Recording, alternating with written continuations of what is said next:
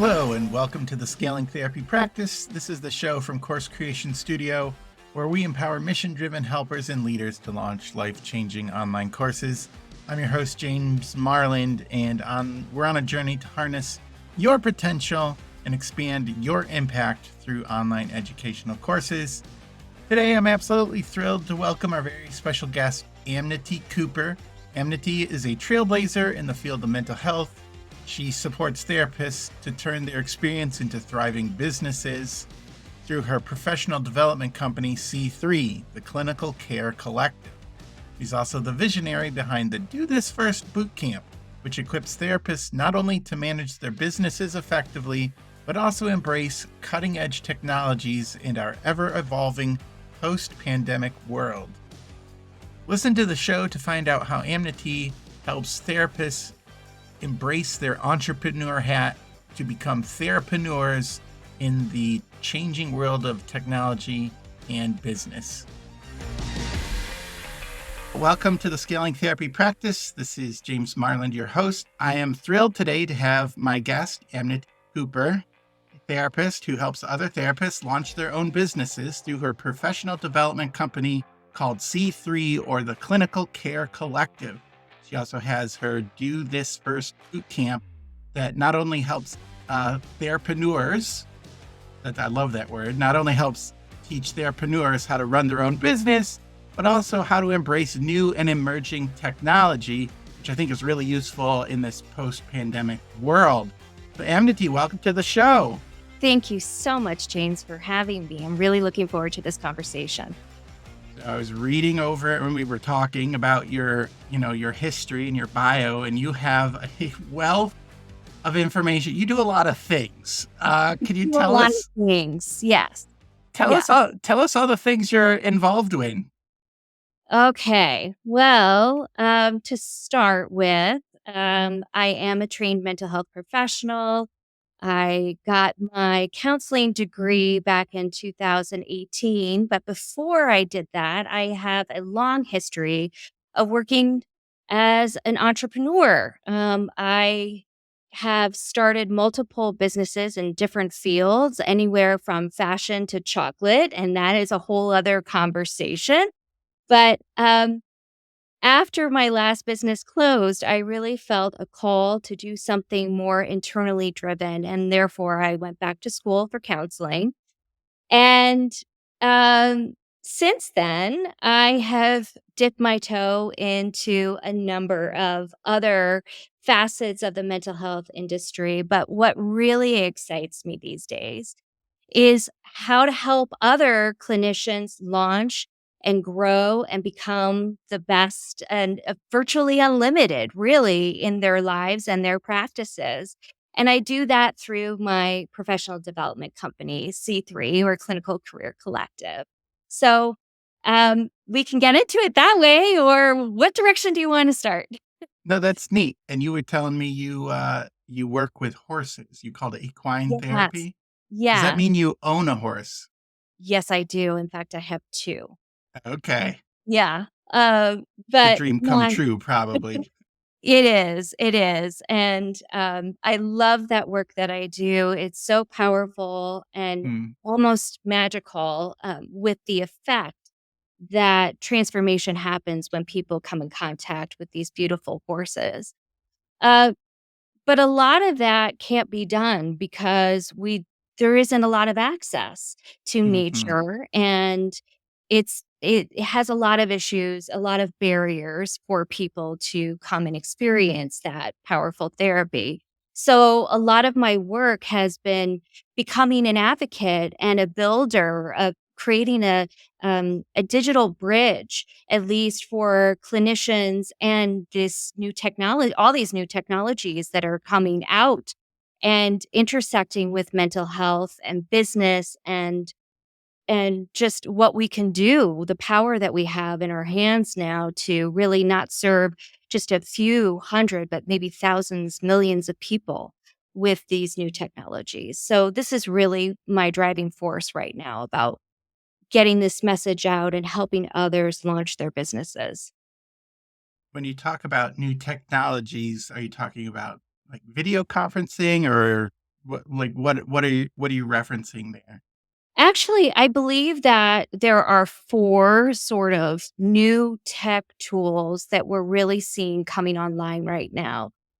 And so you have, of course, the elephant in the room is AI, Hmm. big data computing, and thinking through having an extended arm, if you will, extended hand to help us facilitate and get our thoughts out there, and we can communicate faster with our Hmm. potential clients and our current clients using that computing skill. And then we have wearables. We have Hmm. digital therapeutics. We have virtual reality, which I'm really excited about. And then I'm trying to think of the last one. Oh my gosh, I just well, video, just in general, Hmm. just video and what we can do with that. So like today, I mean, this is amazing that we're having this Yeah. conversation. It's so crystal clear and it feels intimate. And it's powerful stuff that we can all incorporate into our practices. And I remember maybe 15, 20 years ago, the mental health company I worked for was a hospital system, and they spent thousands, hundreds of thousands, maybe millions, I don't know, on video equipment.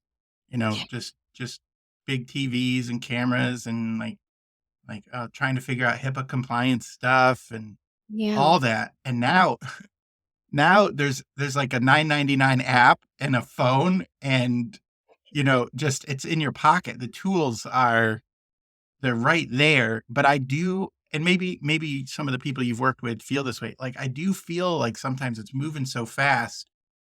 I don't know where to start or where to begin, and I kind of like throw my hands up sometimes. And I'm in the space. Like I do course creation and I work with video and I use AI every day.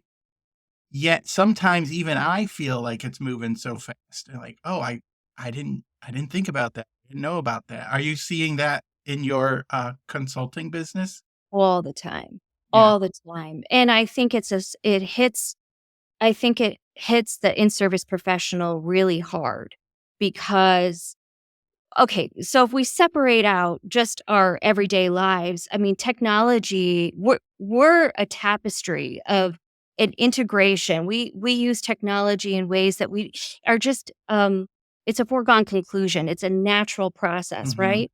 But when we step into the therapeutic space, it becomes an impediment. It actually becomes, we feel as clinicians, I think you can probably agree to this, it's that it's not offered in our training.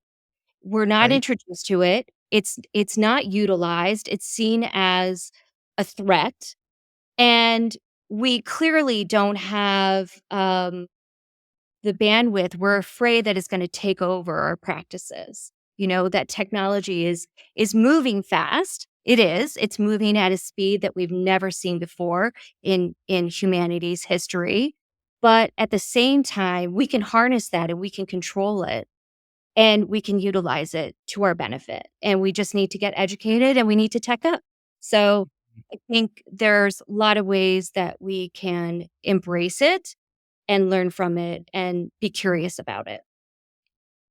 What do you think about this? Like when I think of the technology, one of my thoughts is like I don't have to be the master of everything, but I should know one or two tools that help me the best.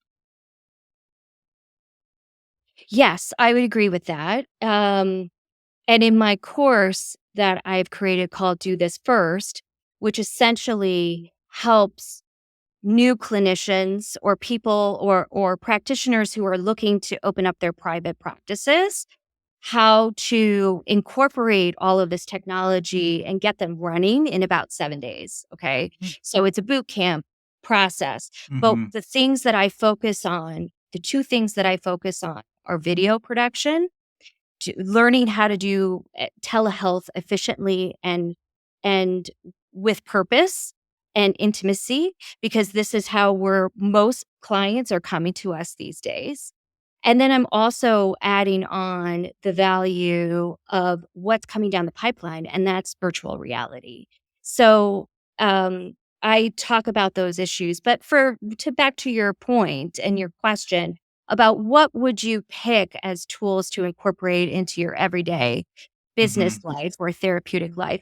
I like you, I use AI at ChatGPT, aka Kevin, is my friend. Did And you we did you have, name it Kevin? yeah, actually I didn't, but a colleague of mine did, You who he change the said, name to Kevin when it well, talks to you? I gotta look that up because that would be. yeah, I always say please yes, and I thank mean, I you just just in case they take unfortunately, over the world. yeah, like, I just like to refer to, I try to personalize it Yeah. because, learning how to dialogue and create prompts, okay? So we Yes. learned in clinical training and practice, we learned how to write research papers, okay? Hmm. Well, it's the same sort of process in that you have to have these prompts and these plugins that you educate the system, you educate the computer about Hmm. you, about Hmm. your brand, about your clientele. And you can do this instead of painstakingly over months of building out a business plan. You can do it in a matter of hours. And I Yep. think you can attest to that, right? I mean, Oh well, what yeah. do you do? How do you use Kevin? So I recently redid my. How do I use Kevin? I like the name Kevin. I might use that.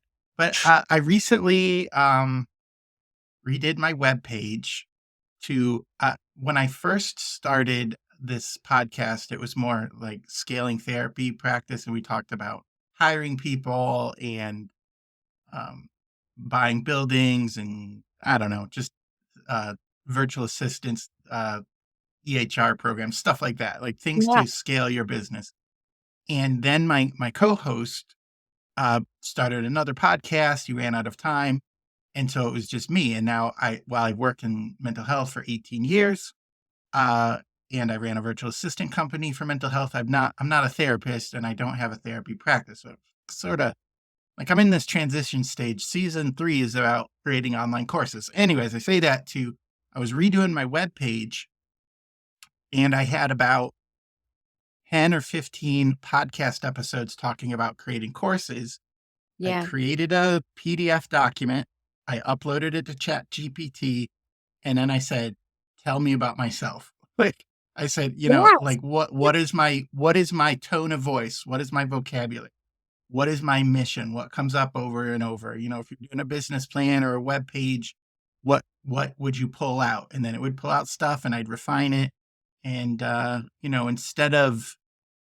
instead of like reading my hours of transcript, I was able to just ask questions of my own content and find out things like that. And I will also do this for if I have a problem or some questions, or maybe it's a question from a worksheet I'm going through. I will say, here's the questions of the worksheet, ask me them one at a time. On Windows, I think it's Windows H for the voice recorder. Okay. I'll talk into it. And then when I'm done, I'll have paragraphs and paragraphs of thoughts that aren't, you wouldn't publish these, but they're your thoughts in the moment. And then I ask it questions. What's my content? Help me find my vision. What are some principles or questions from this my own content? Instead of saying, give me all the content from ChatGPT, I feed it my myself, and then I ask it to help me refine my own thoughts. I think that's a more personal way to use I the AI. I love that process, and I think that it's organic. Hmm. It's kind of a juxtaposition to this process, because you think that the computer itself, this massive machine, Hmm. is sort of sterile and it doesn't have, it's true. It's based off of almost like it's an ongoing learning process, right? It's learning how you think, it's learning how you Hmm. speak, it's the nuances that you keep inputting, and it refines itself and then it regurgitates it back. Like, it's an amazing system, and it's easy. You just have to put that upfront time into Hmm. educating it about you and your brand. And then it's like you just have this continual ongoing conversation that's growing, and evolving with you as you are discovering more about what you want to be. Yeah. And that's what I think is so beautiful about it. And it was scary. You know, it's scary at first. What is this AI thing? I hear it. But then when you get into it, it's a wonderful tool. And recently, within the last week or two, it's ChatGPT anyways is doing something called memories. I don't know if you've seen that yet, I where haven't yet. Oh, it tell will me. remember.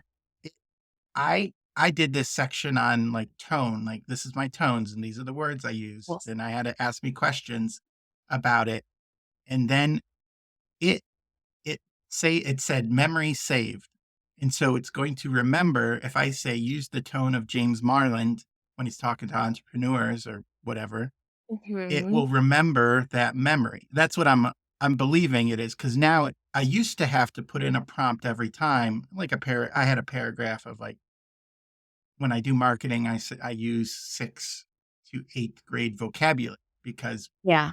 just Yeah. it's easier to read and remove jargon and you talk in my, in a first person voice. I would always say the same things over and over again. And now I can just, use the tone of James Marland for this audience or for my core audience, which I've already defined. And I don't have to define it over and over and over again. So it's Well, it's it's it's kind of like learning as I it's go. your I mean, I'm saying he, It's chat Kevin. Yep. Colin Kevin. is your personal assistant. I mean, Yes. Mhm. yes, he's an extended, uh, arm. You have delegated these tasks to Kevin, um, that you normally would have delegated or relegated to an assistant or maybe a team. So Mhm.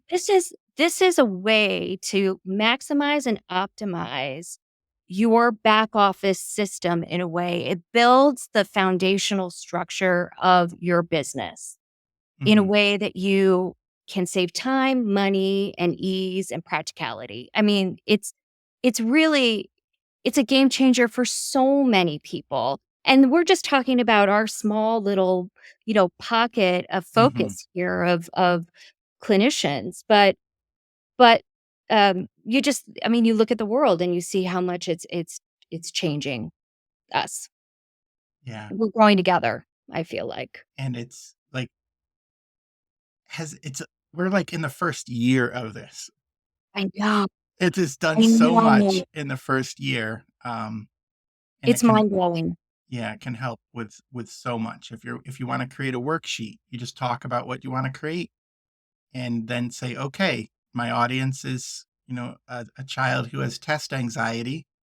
Uh, I need 5 questions to help them journal about this, and this is the goal, and I Right. don't know, and then it'll ask questions. It'll do it for you. It's It will really it will do a lot of different things it's a for you. paradigm shift, really. Okay, so we've talked about ChatGPT.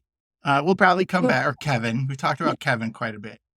Um, let's talk about if you were going to talk to the entrepreneur in the audience, the person who's trying to juggle all these roles, Mhm. uh, how do you balance? How do you put balance into your life so that you're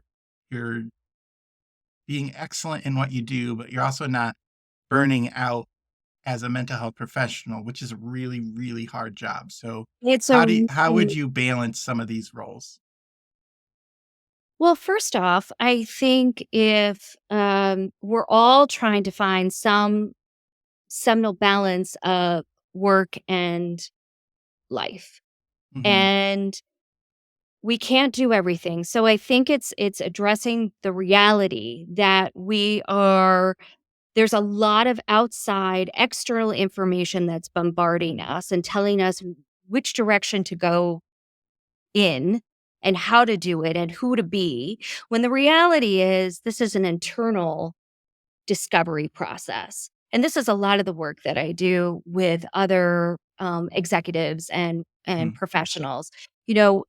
This is something, it is discovering what your first principles are, what your values are, who do you want to be how do you want to show up in the world? Mhm. And what is driving you? What kind of impact do you want to make? Now, these are big questions, but this is something that anybody should be doing when starting out on a new endeavor or a new phase in their lives, and taking stock of what's important, and across all life domains, because they all affect your worldview and your work view. They intertwine together, they converge together. And so you got to get really clear about who and what you are and what you value.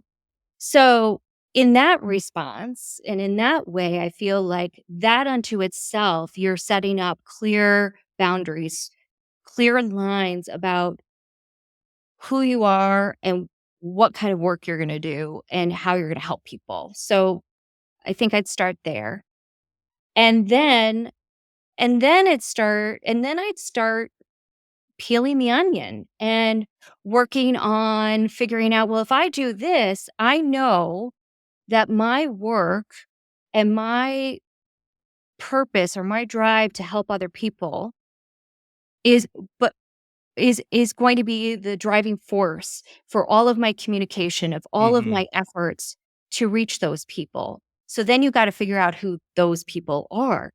And so it starts this ongoing discovery process of building a business, building out the sweet spot of intersection of your skills, your gifts, and how you show up and make money in the world. Yeah. Yeah, I agree. Because just like building a course or building a business, it starts with you. Like, if you started with what other people want you to do, that's not very sustainable. But if you start with your values, your mission, your purpose, what you're good at, you mentioned that, like what your skills are, it's a much more sustainable business than just like, oh, I have to do this type of therapy or run this type of business because Yeah. that's where the money is. Guess what? Yeah. That's burnout. That's And that's like, dude. it's a recipe for burnout and disaster. And Oh you'll yeah. be disappointed and you will feel Mm-hmm. defeated Mm-hmm. by it because you're setting your course according to other people's rules, not your own. Mm. Yes, you are the most important person in your business. Yes. Yeah. Yes. And yeah, the more you take care of yourself, the better you can take care of the other people who depend on you, the stakeholders, the employees, the clients, the community. But if you don't take care of yourself, you can't take care of anybody. So, Yeah. I mean, it's that old adage of putting on the mhm. oxygen mask before you help the other person next to you. I truly find that, I mean, it's just kind of simple, stupid, really, of just doing those things that protect you first, Yeah, because you're no good to anybody else if you can't be clear about who you are. absolutely.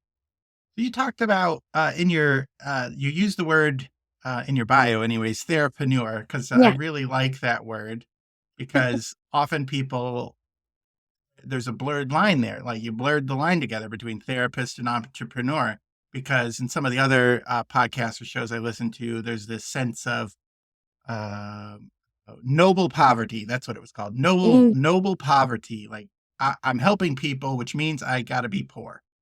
Oof.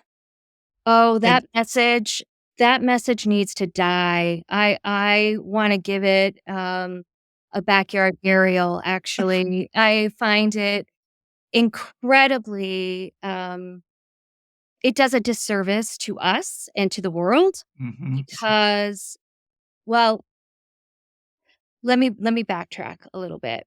Um, so as I mentioned in the beginning of our call, I come from a long line of entrepreneurs and hustlers and people who had wonderful, amazing ideas. And this was my environment. My parents were both entrepreneurs. And so I learned by watching. And I was out there, trying to figure out the next big deal. Maybe it's, you could call it a scheme or whatever it is, but I learned by doing and working and coming up and solving problems and to make somebody's lives or my life better. And so I look at being in business as the best way to be in service. mm, And I want to stress that just because you feel a call to serve doesn't mean that you're a martyr. And it doesn't mean you need that mission. You need that North Star pointing you in the right direction to make the biggest impact you can.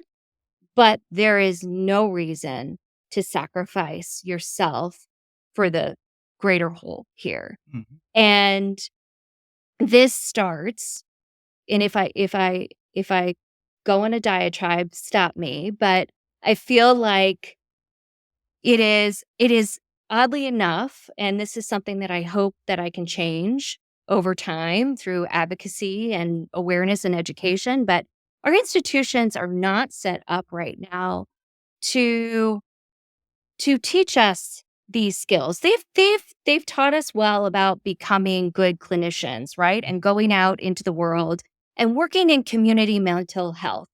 But the reality is that over 60% of us are looking to open up some sort of private practice and be in business for ourselves. And the fact that they are denying it is a problem for me.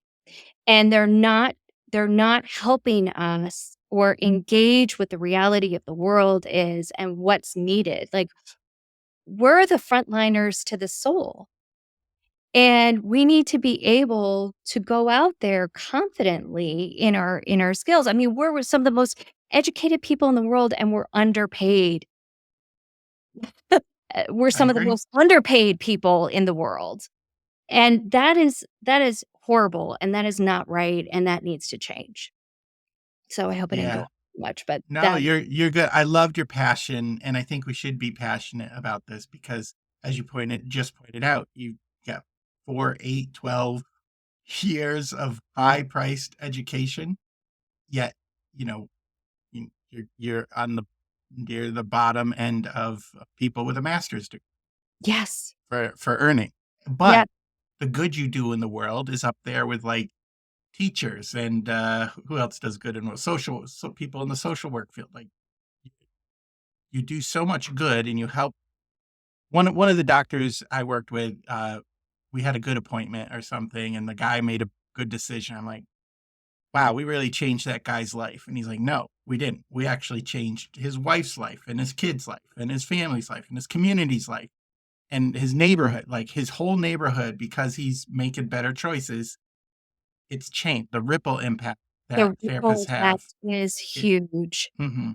Mhm. So Mhm. it's a crime, the noble poverty, like, oh, I have to help people, I have to be poor. To help people, I have to not earn a living wage or just earn enough to like pay my bills. It's just, yeah, that does need to go to the backyard It and die and like be buried.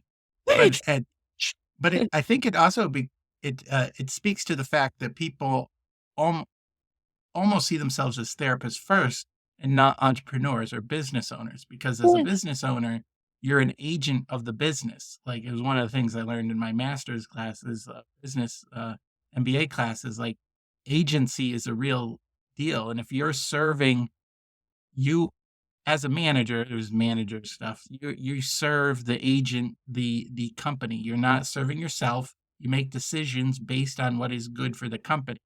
You know, Yes.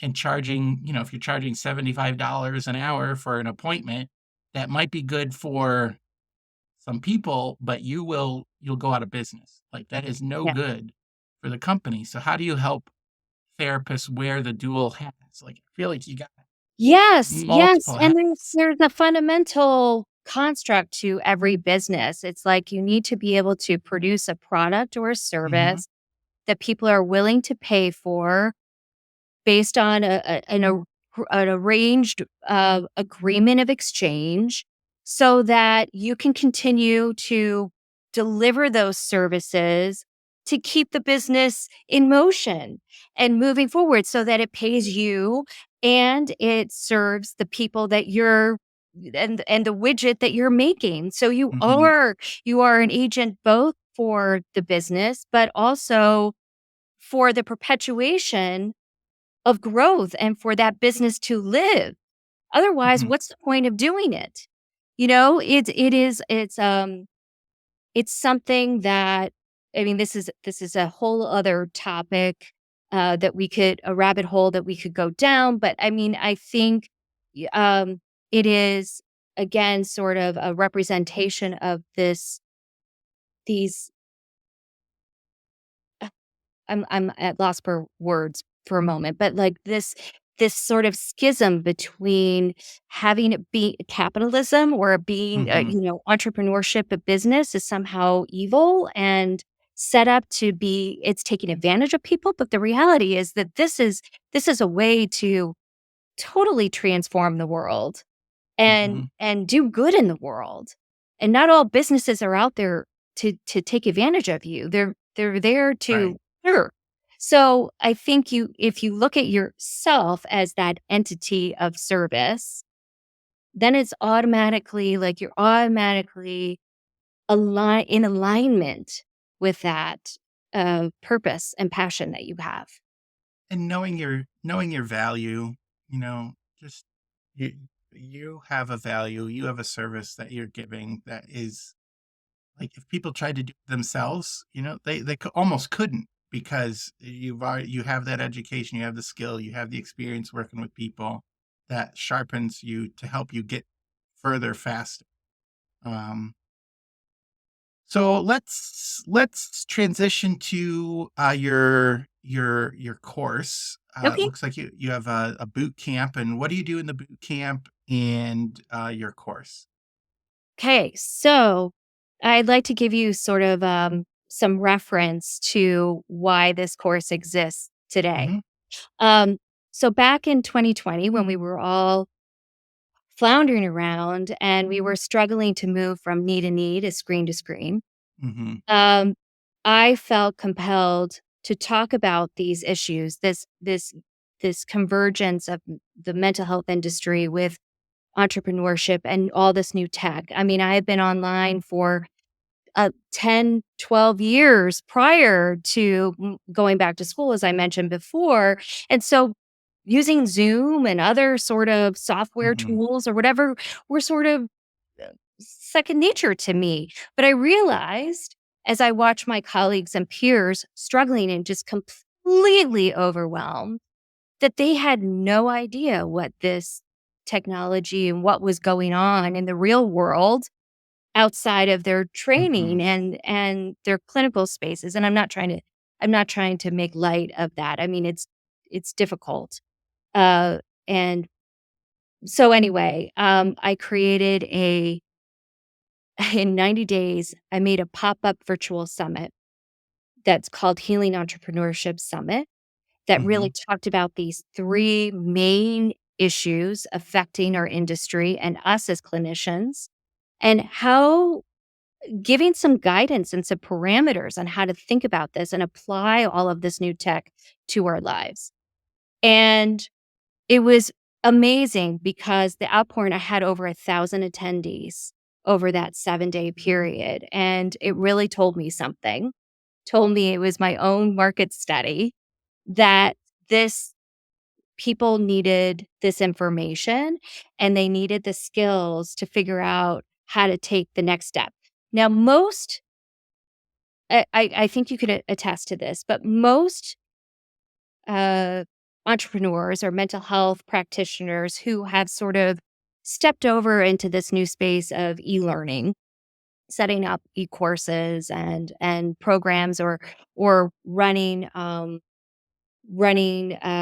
groups or things like that, any way to monetize their knowledge base. Hmm. They really sort of come in and they're the experts in their field for sure, but they come in and they really talk about the marketing and how to how to do the back office stuff, which is important, but like they kind of are a few steps ahead along the process where a lot of these people are entering in the workforce and opening up a private practice, right? They don't know the first thing, the biology of business. They don't understand what a business entity looks like. Is it an LLC? Is it a PLLC?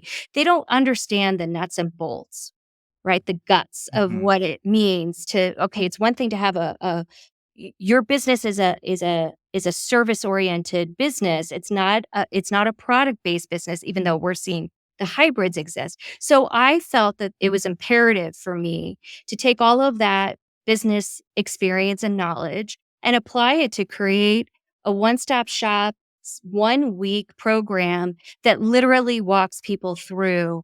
You do this first, you do this second, you do this third. So hence it's do this first.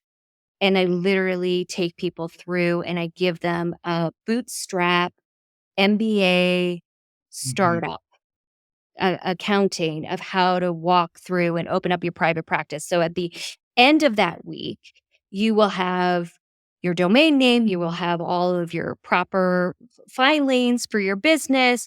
You will have an understanding of a loose understanding of a broad brushstroke of the kind of business you want to have, the people that you want to serve, and you will be able to set up yourself with some software tools that will help run your back office. So that is it in a nutshell, but that it's so needed because it's just not offered.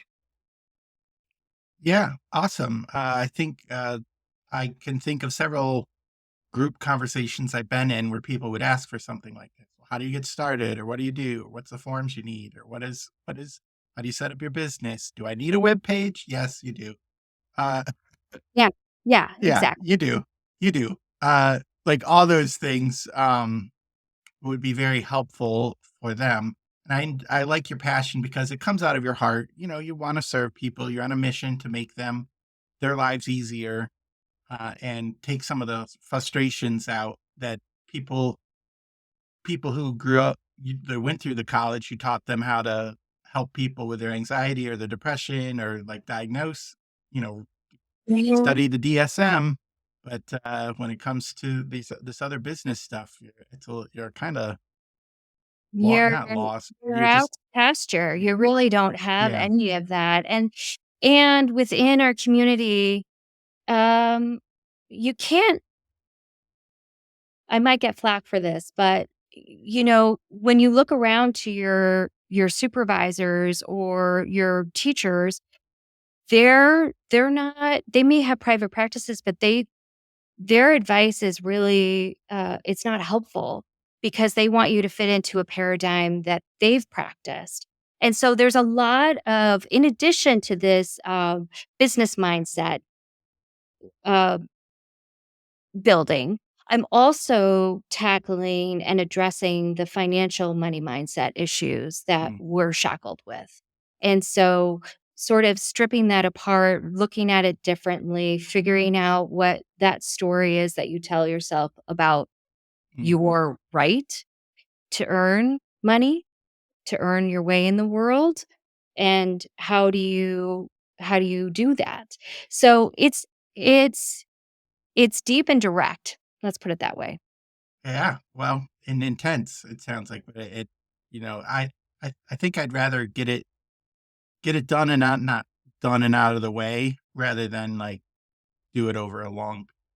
Let's Yeah. get it done and have somebody walk you through it. Yeah. So as we wrap up, before you tell us where we can find you on the internet, I want to know if you had 2 hours and a book, what what book would you be reading? You know, if you could recommend one to me, and what snack would you have with your book? So you got a book, you're reading it. What's a book and a snack that you can recommend to A the book and a snack. Oh, okay. Well, first off, I'm a voracious reader and I happen to love business books. Go figure. No way. And Shocker. so the one that I'm really into right now, I have it. I can do a Oh, you pull. got it. Show it. Dun, dun, dun. You've seen it Oh. flipped, but it Mhm. is by Bill Burnett and Dave Evans, Designing Your Life, How to Build a Well-Lived, Joyful Life. And they are professors at Stanford, and they teach this process. It's a design, build, product development process that you can apply to your life. Hmm. And it's fabulous, and it's a quick read. That's why I like business books because you can really get the soap notes, you can get the nuts and bolts of everything pretty rapidly.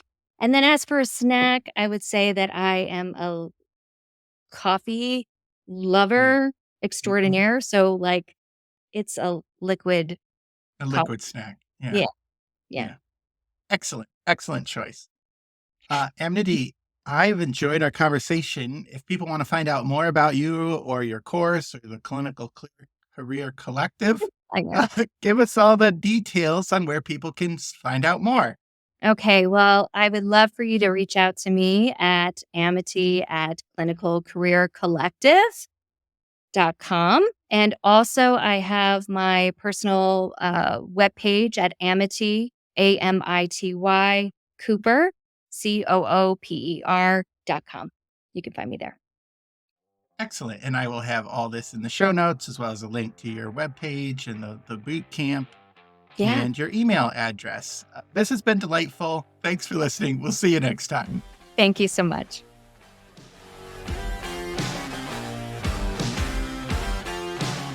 Thanks again for listening to the show. Make sure you check out the resources in the show notes for everything we talked about today, including Amnity's webpage and bootcamp. The information presented in the show is for information and entertainment purposes only. We encourage you to consult with a professional before making any major decisions based on the content of this podcast. Thanks for listening, and we'll see you next time.